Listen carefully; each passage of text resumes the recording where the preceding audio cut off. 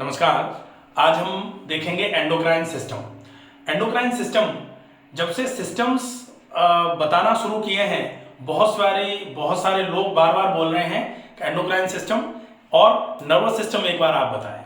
तो endocrine system का मतलब होता है ऐसे ग्लैंड्स जो डक्ट लेस होते हैं। सबसे पहले हम एंडोक्राइन सिस्टम को पढ़ें, उसके पहले ये देखें कि ये ग्लैंड्स एक्चुअली क्या होती हैं। तो ग्लैंड्स का मतलब होता है ग्रंथि। ये दो तरीके की होती हैं, एक होती हैं एक्सोक्राइन और दूसरी होती हैं एंडोक्राइन। एक्सोक्राइन का मतलब होता है डक्टस ग्लैंड्स, डक्टस, और ये होती हैं डक्टलेस ग्लैंड्स।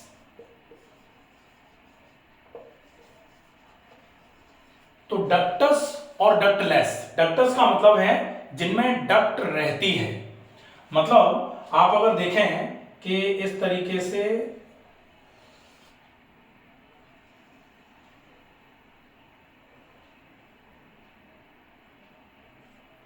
ये अगर मान लो स्वेट ग्लैंड है, तो यहां ये ग्लैंड है, यहां जो ये बना रही है, ये एक डक्ट के माध्यम से स्किन के एपिडर्मल लेयर पर छोड़ दिया जाता है, जो भी सीक्रेशन है वो।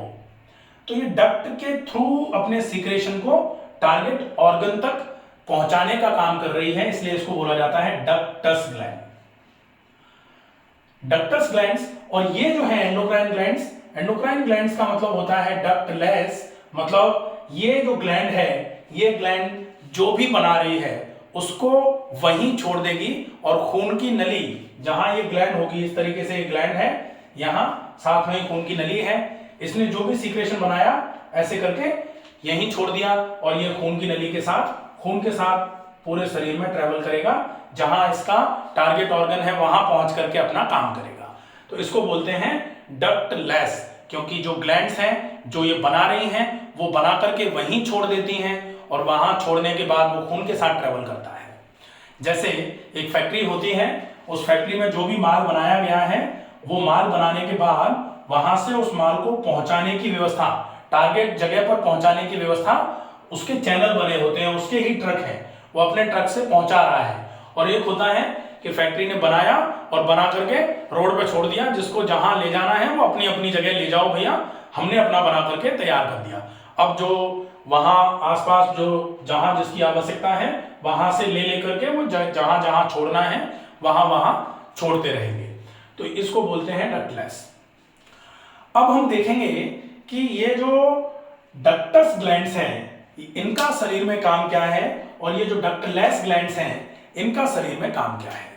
तो ग्लैंड है, ये भी ग्लैंड है, इसको बोलते हैं एक्सोक्राइन ग्लैंड। एक्सोक्राइन ग्लैंड जो सीक्रेशन निकालती हैं उनको बोला जाता है या तो एंजाइम्स या फिर सीक्रेशंस, और जो एंडोक्राइन ग्लैंड सीक्रेट करती हैं इनको बोला जाता है हार्मोन्स। अब हमने ये जो एक्सोक्राइन ग्लैंड है, अगर हम इसको हटा दें और केवल एंडोक्राइन ग्लैंड्स की जब बात करते हैं, तो एंडोक्राइन ग्लैंड्स की स्टडी जो होती है उसको बोला जाता है एंडोक्राइनोलॉजी, या फिर इसका जो सिस्टम है इसको बोला जाता है एंडोक्राइन सिस्टम। तो अब देखेंगे कि एंडोक्राइन सिस्टम जो है वो किस तरीके से काम करता है। एंडोक्राइन सिस्टम में आज हम पहला ये देखेंगे कि कितने ग्लैंड्स होते हैं और वो किस तरीके से काम करते हैं, फिर एक एक ग्लैंड को एक एक बार में ले लिया जाएगा।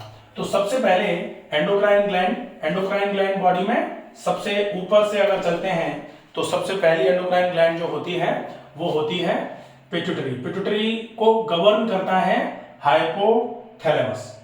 पिट्यूटरी को गवर्न कौन कर रहा है? हाइपोथैलेमस। तो पिट्यूटरी को इस तरीके से गवर्न करने का काम करता है, ऐसे। ये हो गया हाइपोथैलेमस।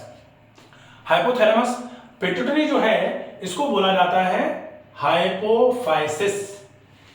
हाइपोफाइसिस ही बोला जाता है। तो अब हम पिट्यूटरी जब पढ़ेंगे तब पिट्यूटरी के बारे में पूरा पढ़ेंगे कि पिट्यूटरी के दो लोब होते हैं, एक इंटरमीडिएट लोब भी होता है, anterior posterior pituitary. Anterior posterior pituitary के हार्मोन्स कौन से होते हैं, ये सारा हम उस समय पढ़ेंगे। तो एक तो यहां ये तो हो गया हाइपोथैलेमस, ये गवर्निंग करता है पिट्यूटरी पर। पिट्यूटरी इस तरीके से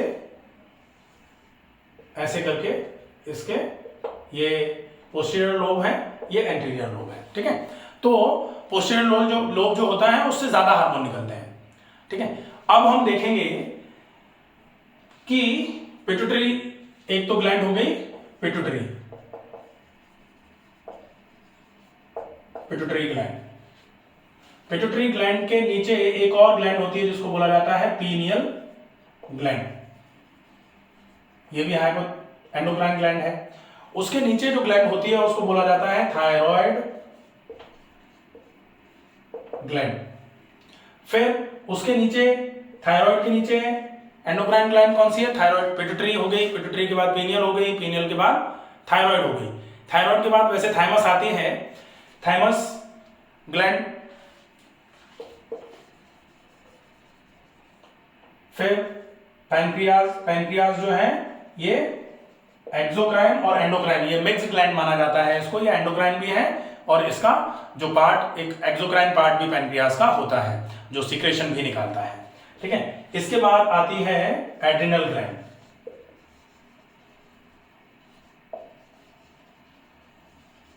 और एड्रिनल ग्लैंड्स के बाद आते हैं गोनाड्स, जो फीमेल में ओवरीज और मेल में टेस्टिस, ठीक है। तो ये जो है ये हैं आपके ग्लैंड्स। अब इसमें और कोई ग्लैंड रह थोड़ी नहीं है। पिट्यूटरी हो गई, हाइपोथैलेमस पहले हो गया, पिट्यूटरी हो गई, पीनियल हो गई, उसके बाद थायराइड हो गया, फिर थाइमस हो गया, फिर पैनक्रियाज हो गया, फिर एड्रिनल हो गया, एड्रिनल के बाद ओवरीज हो गया और टेस्टिस हो गया। तो ये हैं ग्लैंड्स। इन ग्लैंड्स के बारे में हमको पढ़ना है एंडोक्राइन सिस्टम में। अब हम सबसे पहले पढ़ेंगे पिट्यूटरी के बारे में। तो पिट्यूटरी एक ऐसी ग्लैंड है जो मास्टर ग्लैंड मानी जाती है। और मास्टर ग्लैंड के फंक्शंस क्या क्या हैं, ये हार्मोन कौन कौन से बनाती है और वो हार्मोन कहाँ कहाँ जाकर के क्या क्या काम करते हैं, उन हार्मोन्स की कमी की वजह से कौन से रोग होते हैं और उन हार्मोन्स में अगर अधिकता होती है तो कौन से रोग होते हैं, ये हम पूरा देखेंगे जब हम पिट्यूटरी को एक एक करके पूरे ग्लैंड्स को पढ़ लेंगे, ठीक है। तो अभी जो इंट्रोडक्टरी सेशन था इसका एंडोक्राइन सिस्टम का, वो आशा है आपको ये समझ में आया होगा कि ग्लैंड्स क्या होते हैं, ग्लैंड्स में कितने प्रकार होते हैं और उनके प्रकार जो हैं वो उनको क्यों माना जाता है एक्सोक्राइन या एंडोक्राइन ग्लैंड्स। डक्टस ग्लैंड्स क्या होते हैं, डक्टलेस ग्लैंड्स क्या होते हैं।